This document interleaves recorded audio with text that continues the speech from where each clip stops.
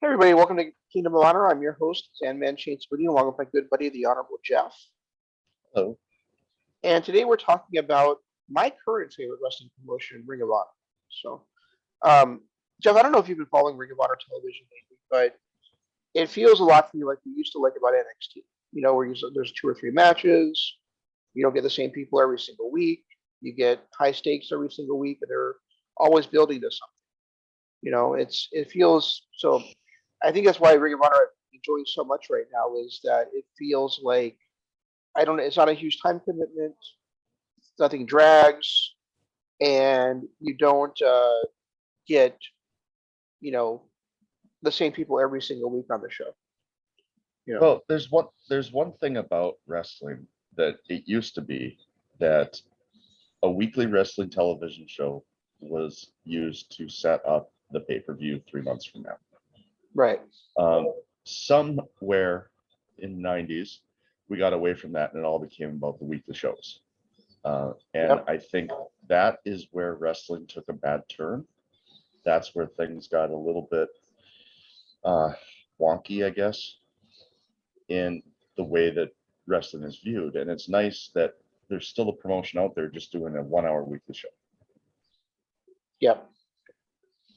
I mean, even Impact and AEW, it's more about their TV show than their pay-per-views. Right. So, and I think a lot of that NXT really suffered from that when they went to a 2 hour program. I agree. It did feel like an NXT that you would build. I mean, they would have like their big show with like a big match like every month or so. It wouldn't be like they were building towards like a pay-per-view quality. Uh, like for instance, like Dynamite, like right now they're building. Dynamite like right now is building towards Fighter Fest, right? Or I think it's Fighter Fest. Actually, it's Road Rager next week because that's their first week on the road. Okay, so it's Road Rager, but also that's right. That's what they're calling it now is Road Rager. Okay, so it's like a 2 week special event kind of thing, right? Fighter Fest is coming up in a couple of weeks, and that's a 2 week. Okay, that's what it yeah. was. Okay. But regardless, and it's not that there's not big matches on Ring of Honor, but they don't like build to them, necessarily. No, that's one thing about AEW we've had a problem with is that their turnaround is so quick. They have to have pay-per-view quality shows every single week that they don't let storylines breathe.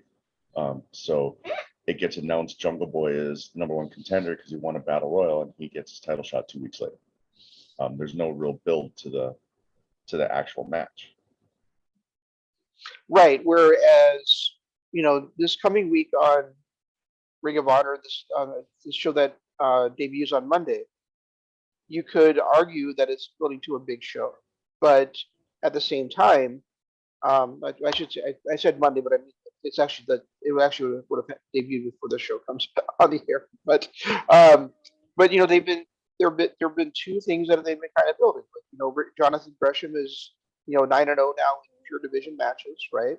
And Fred Yehi has been kind of like climbing up the ranks, and he won a gauntlet to eventually get a title shot for that, or to put himself in the top 3 of the pure division to get a title shot. And now he is getting a shot at Jonathan Gresham on this week's Ring of Honor coming in. But it's not, and I both love Fred Yehi from MLW and stuff, so it's nice to see him getting some shine. But that's not the main event of the show. The main event of the show is Jay Briscoe versus Mark Briscoe, fight on the farm. So, fight on the farm? Fight on the farm. So the Briscoes are feuding again? Well, they've never really settled it. I mean, Mark's basically been mad at Jay ever since Final Battle, and they've tried to come back together as a team a couple of times. Mark beat Jay by count out on the 500th TV special. That's been over the 500 TV special, and then they came back together for a tag team match against EC3 and the Mercenary, Flip Gordon. and Well, the Gordon hit hit Mark with a chain to win the match. Now EC3 didn't know that he had done it, so that built up to another match for best in the world. But Jay's like, well, Mark, you should have ducked. So, well, I mean, I thought the 500th episode was a friendly get together between the two. I thought at Final Battle when Mark was Mark, did he team up with Beer City Bruiser or was it Brian Malonis? it was fuck. It was I thought it was one of the bouncers for some reason. no, it was the monster guy. Can't fucking think of his name. Jean Paul, the guy that used to be Jean Paul Lafitte. Oh, okay, yeah. Can't think of his name. PCO. Yeah. Okay, yeah. But regardless, I thought, and he was a little butthurt there, but when the 500th episode came, it felt more like it was just a friendly battle between brothers. Yeah, and Jay even said this week on YouTube. He's like, Mark, I let you win at the 500th anniversary special, but when it comes, right. but when I'm playing on the farm, I'm gonna knock you smooth out. Nice. So what do we got going on here in Best of the World? Because that's kind of. Well, those two matches are also going to play a factor into it. And unfortunately, Jeff, this year Best of the World is on a Sunday. So they're going. So ROH is now going to their pay-per-views on Sundays as well. Hopefully, this will be a trend. But I like the Friday and Saturday pay-per-views.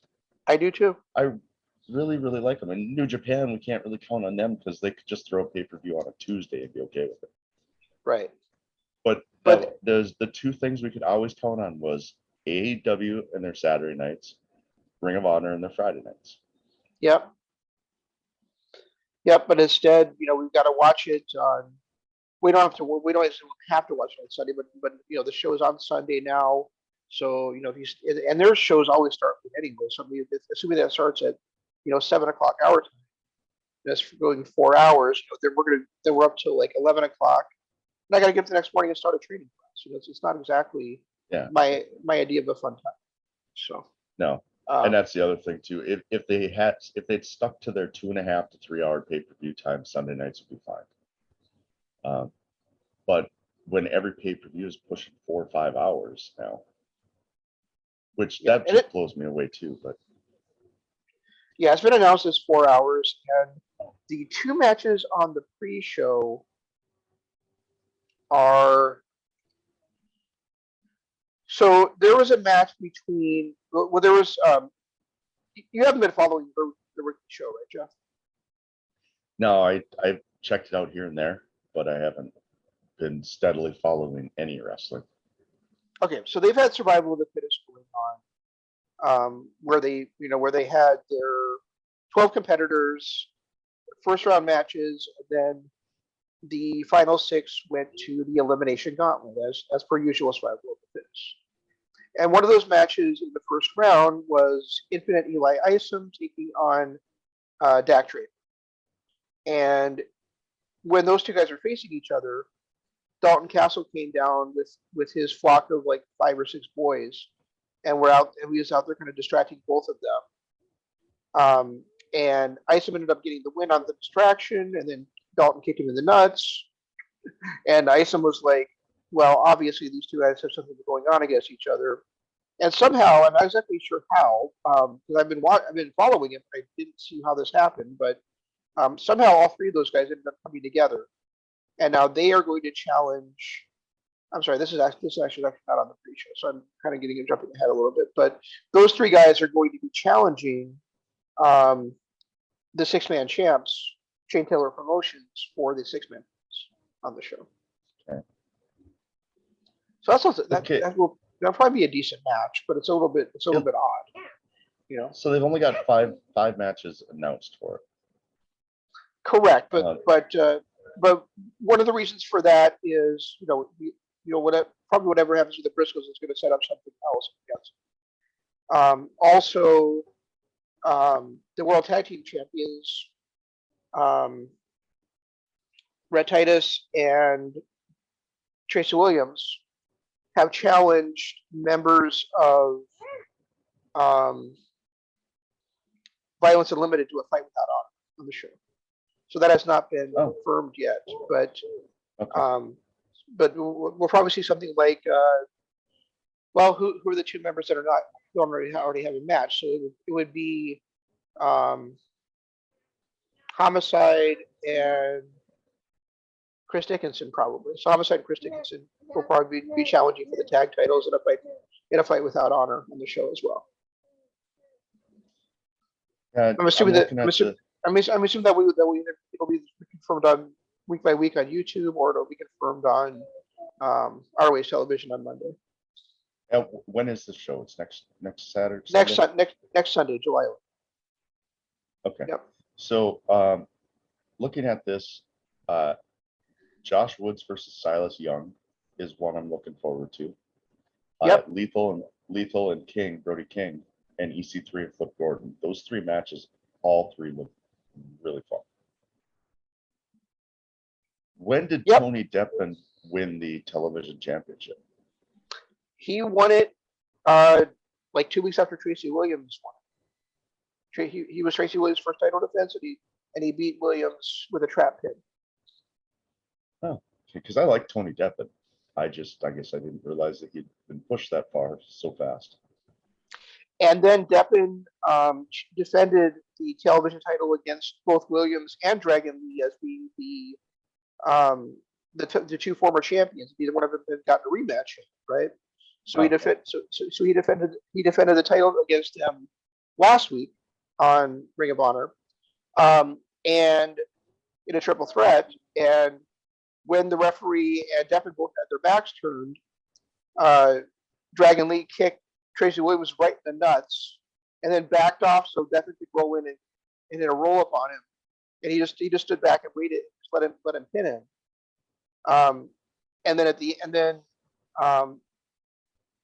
that kind of turned into a little bit of a brawl. But then Kenny King came out with LaBestia in the backstage area as Dragon Lee was walking to the back, and he said, "This all went according to plan. You don't understand.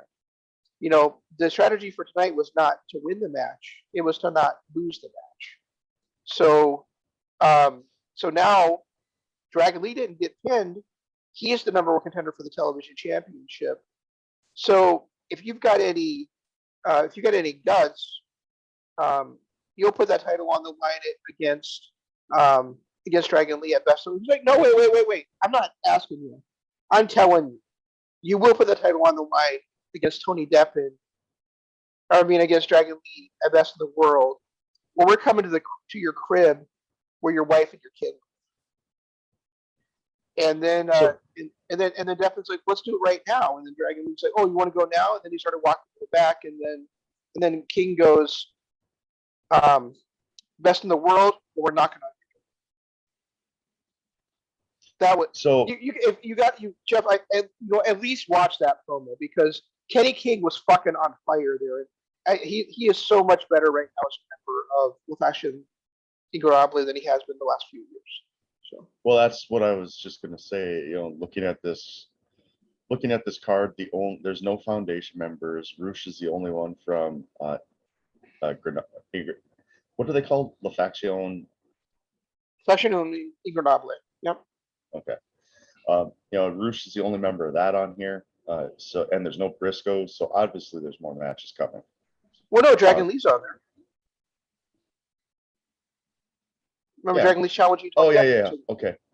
Yep, you're right. Okay, yeah. So it looks like Kenny King's the only member of that faction that's not on there.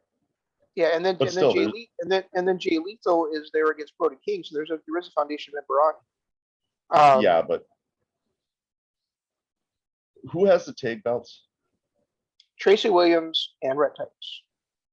Okay, good. So at least Tracy still has something.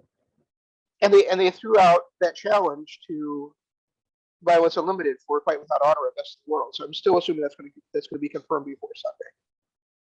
More than likely. Yeah. As far as Jonathan Gresham not being on the card, there's a reason for that as well. So remember he is defending the Pure title on Monday's show against Fred Yehi. Right. And All right, so I'm gonna say something that's gonna kind of shock.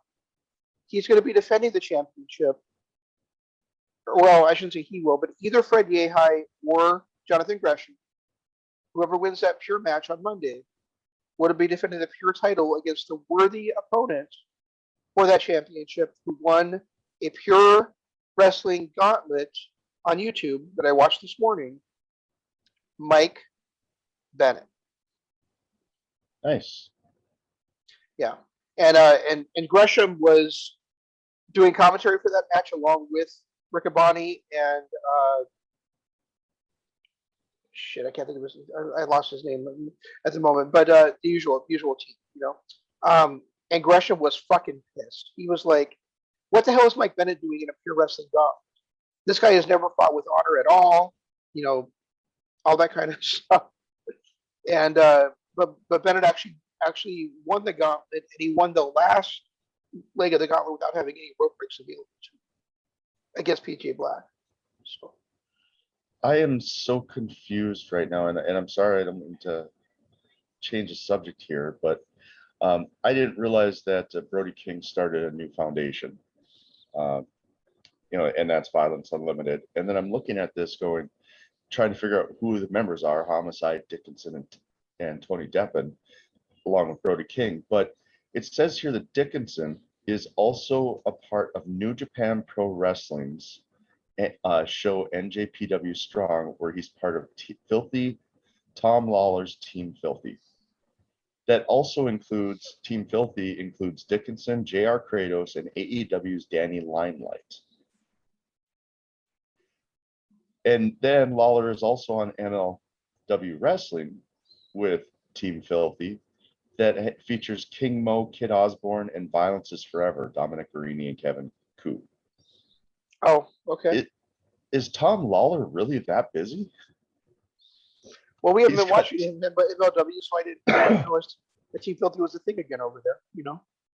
But he's also on NJPW Strong too. Yeah, he's the NJPW Strong champion. Is he? Yeah. I was unaware of this. Yeah. So, if I was unlimited formed at the end of the last pay-per-view, I actually don't remember that. I guess I don't know. Yeah, there was that world title match between Lethal and Roosh, and then at the end of that match, they all got attacked by this new stable led by Brody King. Yeah, I guess I don't remember that. Okay. Maybe you're right. Maybe my memory's better than yours. It has to be lately. It's not been good. Yeah, but so I don't know. So I mean, I know you're looking at this part and you're like, okay, well, these three matches look good to me, but really everything on here has been built up really well. Well, what I'm gonna do is I haven't been like religiously watching any program. I've been kind of checking them out here and there. But with Ring of Honor only being an hour long, maybe I'll go back and watch like the last month and a half of shows. Yeah, that's it's probably funny. A good idea. I mean, because Lethal and King are, I mean, really about like on the last like three shows. So it's kind of interesting that that's like one of the big matches on there. But at the same time, you know, it is faction versus faction, and two main guys in the factions against each other. You know, it is funny because I can watch 2 months worth of shows in the same amount of time it would take to watch Raw, NXT, and Dynamite.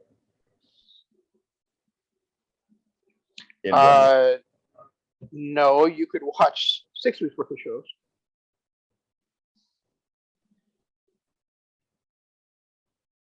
Yeah, roughly 7, actually, because Raw's a 3-hour show. Okay, that's true. And then Bandido's getting the title shot against Roosh because he won Survival of the Fittest. So, okay, yeah. So that's where that's coming from. Is I think it's a little bit odd. I mean, when I looked at the members of Survival of the Fittest, I'm like, okay, so, you know, Chris Dickinson's a possibility, right? Right. Red Titus is probably not going to win, even though that would have been my preference for Red Titus to win, because he's probably defending the tag titles. And then then Brian Johnson, as much as I love him, you know, was not going to be in that finals against Roosh yet. I didn't think Demonic Flamita was going to win. Call me crazy. And then I can't remember who the who the fifth person was, but Bandido seemed like the obvious person to win that match, and he did end up. So. What does Brian Johnson call himself? The Mecca. The Mecca. Okay, yeah, he's one of my favorite characters in wrestling total, not just in Ring of Honor and all of wrestling. Yep, and when he finally wins the championship, we're gonna be in for a decade of excellence. Nice. Yeah. Nice. Yeah, Brian Johnson's a lot of fun to watch the ring, guys. If you guys have not watched any of his matches, I would definitely look forward. I would definitely recommend watching his matches, listening to his promos. He's a great promo, and I just love his style. I love his style. I like his attitude. I like his demeanor. He's to me a five-star player. He's a guy that I'm blown away has been overlooked by everybody as long as he has, because this guy is just incredibly talented. Yeah, absolutely. And I would say the same thing about Bandido. Actually, Bandido. I mean, it's tough on the promo side because he doesn't speak great English. He does speak English, but not great English, and a lot of his stuff has to be translated into from Spanish to English or Mexican to English, right. Whatever. But as far as being in the ring, Spanish. But as far as being in the ring, he's outstanding. Yeah, Bandido's a lot of fun to watch. But that's one of the things. Like Roosh, I don't understand the fascination with Roosh. I've never liked his style. I've never liked his. I don't know. I'm just not a fan of Roosh, and I don't.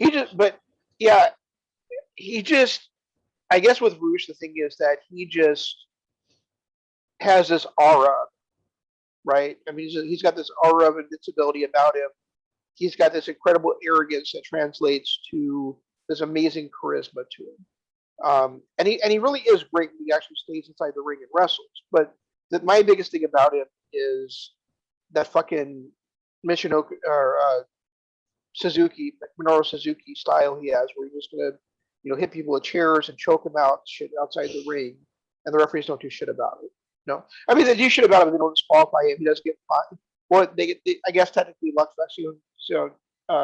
Ingoramwe did get suspended for a month off television, but at the same time, you let this guy keep running the rules all the time. You never don't take the title away from him, any of that kind of stuff. So, right. It feels like nobody as much as like the referees are like counting him and yelling at him.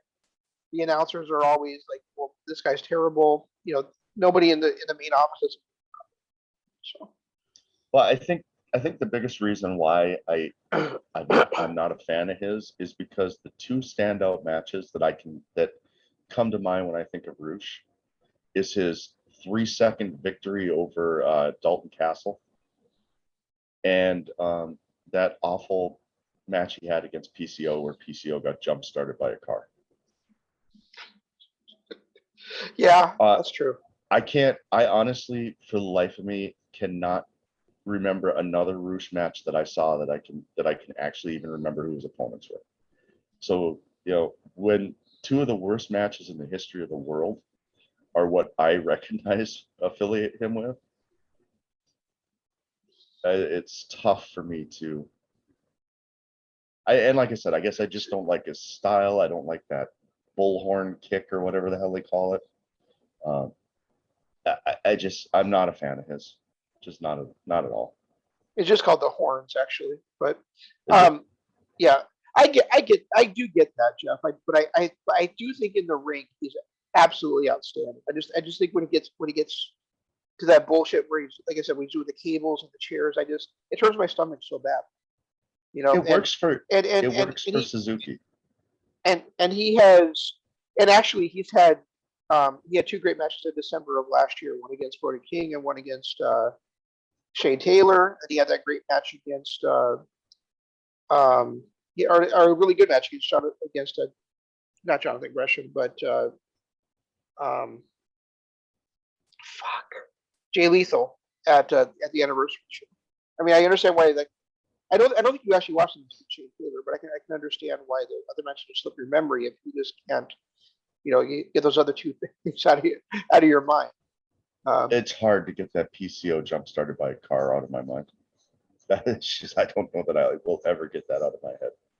And speaking of Matt Taven, I really, I really don't know where they're going anymore with him, and what how they're ever going to end this thing between him and Vinny. You would have thought it would have ended at that huge brawl they had at the anniversary show, and they would have just ended up transitioning him out of that.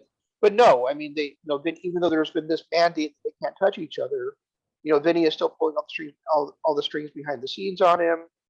And Taven even had this promo recently before he fought against Dutch in a match on Ring of Honor television that he's like, I begged him, I tried talking to him and I tried telling him we need to move on in our careers, and nothing seems to be working. And he goes, this is normally where I would say that whole, I am he is I and I am him. I met him. I can't even do that shit anymore. He's like, I'm just so depressed, and it's just to the point where now I really don't know, where they can pull this out. I mean, I have faith in Dustin Johnson's booking. He's done so well over the years, but at the same time, this just feels like, where can they go with this? They've already had fights with honor against each other. They've already had this huge brawl in the empty arena and stuff. It's like, what are they ever going to do to be able to end this thing? It sounded like Taven was like, it's not going to be over till one of us is out of Ring of Honor. Well, they're not going to, unless they do something like they did with Kevin Steen and El Generico, where, 10 years ago, where one guy is out for a year and then finally gets their way back in. I don't know what they're going to do, because it's not like they're going to get rid of Matt Taven. He signed the biggest contract they've ever done with a professional wrestler. And getting rid of Vinny at this point would just be ridiculous. So I don't know what one of the worst things they did was turn Matt Taven face and have him in this 3-year, 2.5-year feud with Vinny.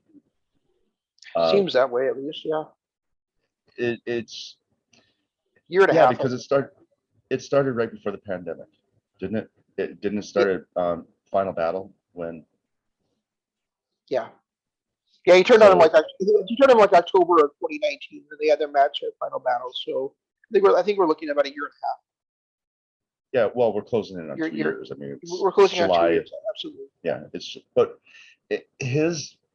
he was on top of the world. Like, he was probably one of my favorite characters in wrestling when he was a world champion. He was, and he was the badass leader of the kingdom, Matt Taven. Once he turned face and Vinny turned on him, he has not been enjoyable. Yeah. Oh, I got someone here to do an estimate on my windows. I didn't realize it was 10 o'clock already. Shit. Hold on a second.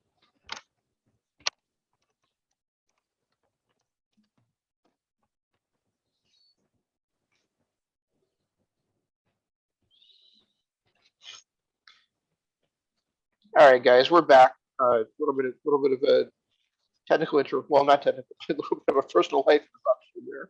So a timing issue happened. Yes, indeed. So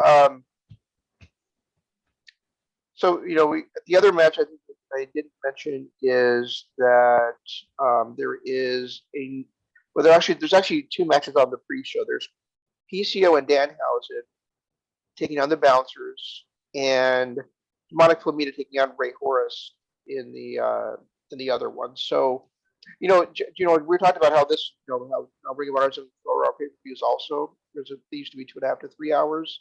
I think you could easily skip hour 1 of this show and not miss too much. So I might just end up doing that to not be bothering watching those 2 matches, or maybe watching it down the pike later on. So in the anniversary show, the EC3 Jay Briscoe match was the match of the night. Yeah. You think EC3 pulls that off with Flip Gordon? Fuck yeah. I think he can. I mean, looking at this card, I personally think Bandido versus Bush is going to be fantastic as long as it stays in the ring. Deppen versus Dragon Lee was great the first time around. I don't know why it wouldn't be this time. Right. Young versus Woods in a last man standing is going to be great. Lethal versus Brody King is going to be great. And then whether it's Yehai or I really feel like Mike Bennett feels like he has something to prove right now because watching him in the Scotland match I watched this morning, watching him and Taven take on the tag champions in a tag title match, those were great. Bennett was great in both of those. So, a guy that I've never really thought was very good at all, it's really started to turn my head a little bit. So, Well, I'm enjoying him right now, while I'm not going to see that I think that Mike Bennett has a chance to have the best match of the night, I think that's something I'm looking forward to as well. Then you got the fight without honor for the tag title. So it's hard for me to look at this card and be like, yeah, this match is definitely the match of the night. I think pretty much any match on this show has the chance to steal the show. Well, Mike Bennett is that guy that never has less than a 3-star match. Never has higher than a 4-star match. There are guys out there that you're always going to see a great match. They're great performers, but they're never going to give you maybe a one-off here and there, that 5-star classic. But you can count on him to never have less than a 3-star match. Taven and Bennett against the Foundation for the tag titles is more than a 4-star match. Oh, you think? Okay, maybe I'll have to watch that. But the thing with Mike Bennett is he does have a lot to prove. Ever since he left Ring of Honor the first time and dabbled a little bit in Impact, and he was decent in Impact, but once he got to WWE, his career was pretty much done. And now he's another one of those guys that I'm really happy finally got the release from WWE so he can go out and be the wrestler that he's always been, because he just was wasted in WWE along with a lot of talent.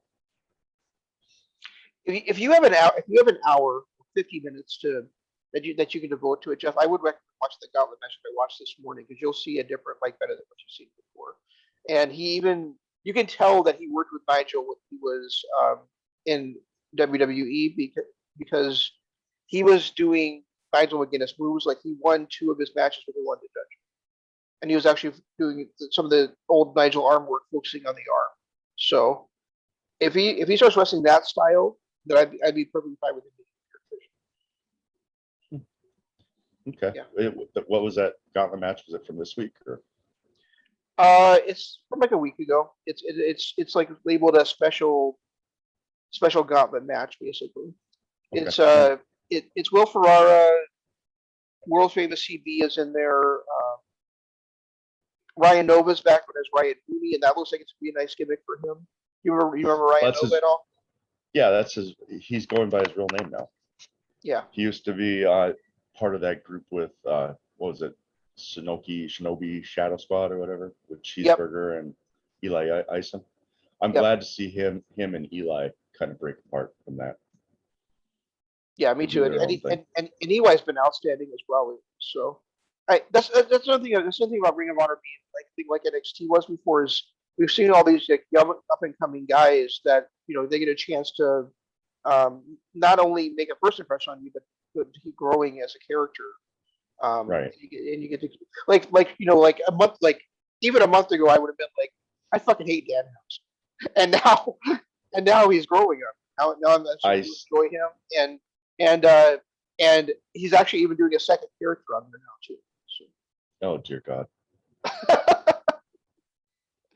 It's been on the Ring of Honor week by week, but he's doing this character called Rocco, where he's like kind of like an agent, but also like a motivational guy. Like he's like I will make you better if you sign with Rocco.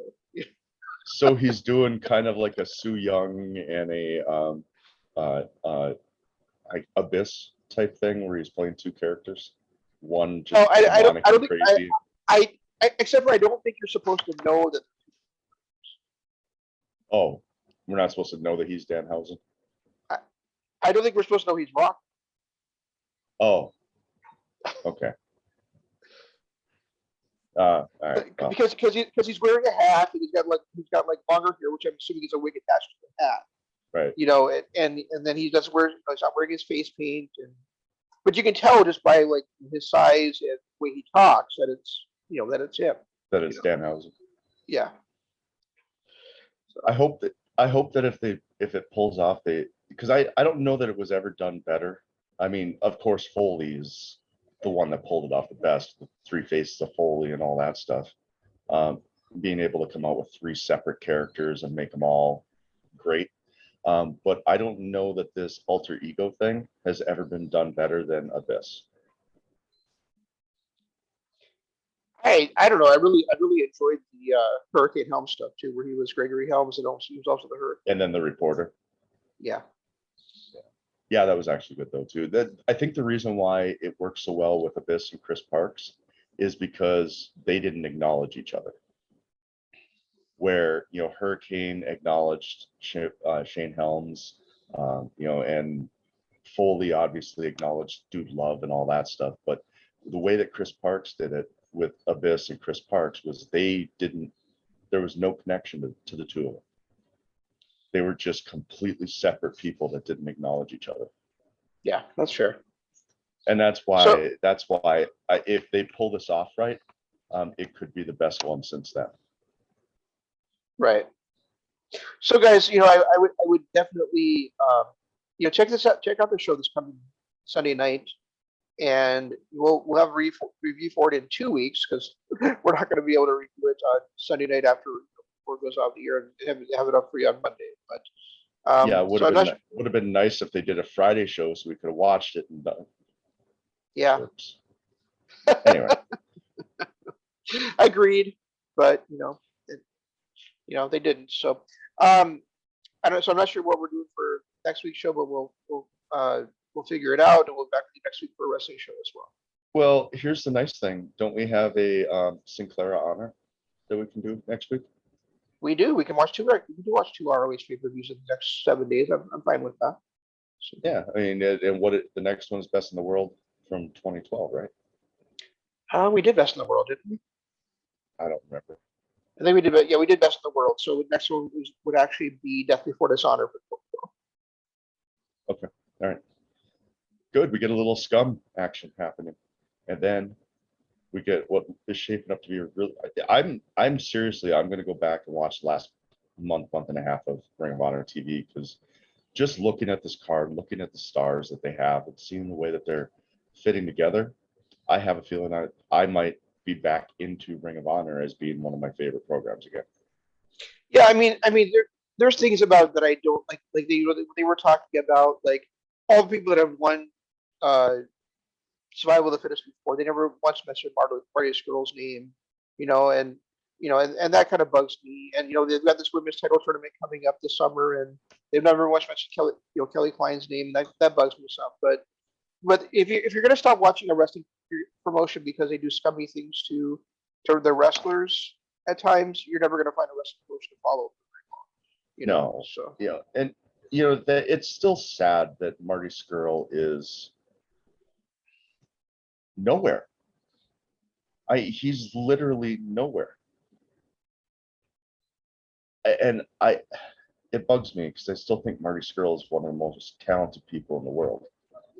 For him to not be signed with anybody because he fought a 15-year-old girl in a country where it's legal to fuck a 15-year-old girl. Yeah, it's just that's ridiculous. So and it's like with all the other people they did get work again. It just blows my mind that somebody like Marty Scurll can't. Not only people that get working good, but Will Ospreay was the fucking NJPW heavyweight champion. Right. It's such a weird thing, Right. Yeah, I agree. It just bugs me, to be honest. And I don't know that I'll ever get over it. I don't know that it will either, especially when it feels like he doesn't even exist anymore, Right. Yeah, and that's literally it. He just doesn't exist anymore. Right. I mean, and that's go Go ahead. Sorry. I was just gonna say it's kind of embarrassing, as you know, as any kind of wrestling promotion to blackball somebody who didn't do anything illegal. Yeah, I mean, he admits it, transgression and everything, and had he known, it would have been a different situation and whatever, blah blah blah. But um, the fact that he's just blackballed when other people, like you said, Will Ospreay, uh, was the heavyweight champion. You know, who are some of the other people that got caught in that? And they're still. Jordan Devlin is another one that's still working. You know, a lot of the guys are still working, but for Marty Skrull to not get anything just bugs me. Just absolutely bugs me. And I never was one of those. You and I have always been people that put aside like personal life, and we just care about the art and what they're doing, you know, to entertain us, basically. Right. But I mean, but if I were to judge it, you know, Will Ospreay's, you know, basically um, making sure another, you know, a female wrestler wasn't ever going to work again because she made allegations against a friend of his of sexual assault, and you know, is much worse than Marty Skrull having Right. sex with a 15-year-old girl consensually, and again Where in it's that country legal. where it's not illegal, you know. So I don't get the double standard there, and I know two different wrestling promotions, but at the same time, you know, Ospreay was allowed to keep the Rev Pro World titles for British Heavyweight Championship as well, and Right. not only you know formed his own faction in NJPW, but broke away and had one of the big matches like of Honor, and then was the first man to win the IWGP World Heavyweight Championship. So, and probably would still be the champion right now if he hadn't gotten injured. You know, it's just Well, insane. I think he would have lost it to Okada at Dominion anyway. But I think the reason he got stripped, well, I think we talked about this a couple of weeks ago. He got stripped because they told him he could have time off. They closed down, canceled shows, and he was on his way back to England. And then they changed their mind and said, you have to stay in the country. We're still. I don't know, man. If he was going to lose to Okada anyway, why isn't Okada the champion? Why is it she? I don't know. You know, But it did sound like that was the reasoning behind them stripping it, and that he was originally going to drop the belt to Okada, which is weird because, like you said, I think he was going to when he was injured. No, when he was injured, I don't think he was going to before he was injured. That's my take. probably. I think they were building for Will to hold the title for the rest of the year, Okada to win G1, and then for them to face each other for the championship again at WrestleMania. You know, And I think outside of Ospreay, the best choice that they've done, New Japan has done, was put the belt on Shingo. These two guys, Ospreay and Shingo. I mean, Shingo is older, like quite a bit older. Isn't he almost 40? Yeah, he's 38 years old.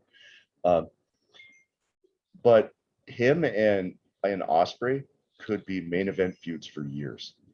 They could be the main event feud like Okada and Tanahashi was. Was it 3-4 years ago?